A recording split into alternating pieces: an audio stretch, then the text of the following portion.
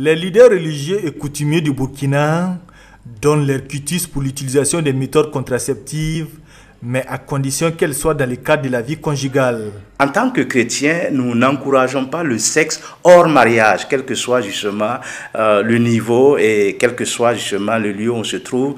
Les relations sexuelles hors mariage sont proscrites par la Bible, par l'Église. Et je crois qu'à ce niveau, nos autorités aussi feraient bien de regarder parce que nous risquons justement d'avoir une génération qui, en faisant cela, deviendrait liberticide parce que à ce niveau, bon, à tous les coups, à tous les moyens, on fera de telle sorte que les jeunes puissent s'exprimer sexuellement.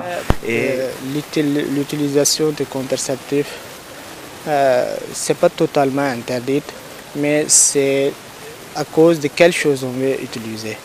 Si l'objectif est la santé, l'objectif est propre, donc l'islam ne nous interdit pas. Par exemple, si vous dites que non, hors de mariage, vous allez donner la permission d'utiliser, cela veut dire que vous acceptez d'abord l'adultère dans votre société. Quelle société va accepter ouvertement? Quelle société dit ouvertement? Bien vrai, les jeunes pratiquent, d'autres filles pratiquent l'adultère, mais est-ce que ouvertement ou bien constitutionnellement vous légalisez l'adultère? Vous ne légalisez pas. Au niveau de la chefferie, il y a quand même une réserve. Il faut encourager, surtout au niveau des jeunes, à être plus responsables, à attendre le mariage, un engagement, ne serait-ce qu'au niveau des familles, avant qu'il y ait des relations intimes et éviter des grossesses indésirées et non responsables. Donc, nous proscrivons les relations avant les mariages. Même dans les mariages, certains leaders d'opinion réfutent en bloc l'utilisation de certains contraceptifs, telle la pilule du lendemain qui, selon eux, contribue à ôter des vies humaines. Moi, je crois que les méthodes contraceptives que nous connaissons, comme je l'ai dit, il faut distinguer les méthodes non abortives et les méthodes abortives. Les méthodes non abortives, nous pouvons les conseiller, mais les méthodes qui suppriment l'embryon, je crois qu'il faut réfléchir avant de s'y engager parce que ce sont des vies que nous ôtons régulièrement et en tant que chrétiens, nous ne pouvons pas encourager les chrétiens dans ce sens-là. L'un des avantages de la planification familiale est qu'elle permet aux parents d'avoir une bonne situation économique. Mais pour ces responsables de l'islam, la pauvreté ne doit cependant pas être un motif de limitation des naissances. Si, à cause de la pauvreté, parce que l'islam nous dit, dans le Saint-Coran, il y a un verset qui dit « La taqtulu awladakum khashyata imlaq » il ne faut pas tuer vos enfants à cause de la pauvreté. Parce que moi, je n'ai rien à cause de cela, même si je mets au monde un enfant. Donc, qui va nourrir? Est-ce que c'est toi-même tu te nourris? C'est Dieu qui te nourrit. C'est sur la terre, les gens, c'est Dieu qui nourrit.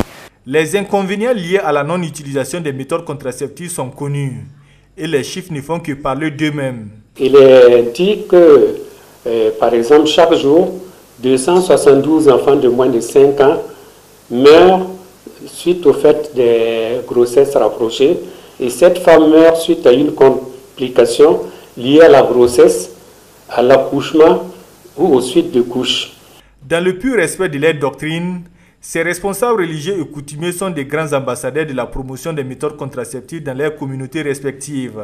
Lors des entretiens prénuptiaux, nous les encourageons à explorer cette chose parce que, qu'ils le veuillent ou pas, ils seront à un certain moment obligés d'utiliser ces méthodes dans la mesure où, quoi qu'on le dise, le monde est déjà rempli et on est obligé de limiter, quand bien même on dit souvent que bon, il faut faire les enfants, mais on ne peut pas non plus mettre les enfants au monde et puis les laisser dans la rue parce qu'il faut être en mesure de s'en occuper. Nous avons eu à faire des ateliers pour faire une sensibilisation au niveau des différents chefs des différentes régions. Il y a eu des rencontres et nous avons eu à mettre en place un document qu'on appelle Rapide coutumier au Burkina Faso pour permettre un meilleur développement du Burkina Faso. Je interpelle les autorités politiques à plus de prudence dans leur volonté de promouvoir l'utilisation de ces méthodes au sein de la population jeune, au risque de la voir glisser dans la dépravation.